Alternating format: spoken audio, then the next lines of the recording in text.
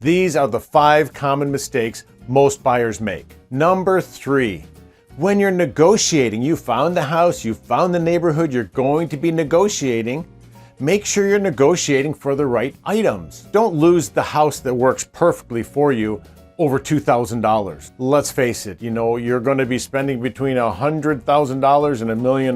Don't get stuck on $1,000 difference or even $5,000.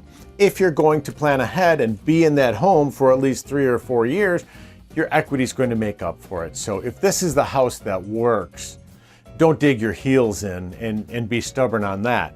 Maybe you need to find out with your agent what is the terms that the seller really wants.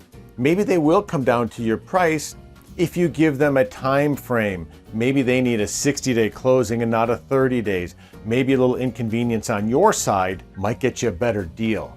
So let's make sure we're negotiating for the right items to accomplish your goals. Our job is to negotiate what's best for you. So we need to ask a lot of questions and find out why you need these different terms, why you need to close on a certain date, what's up with the price.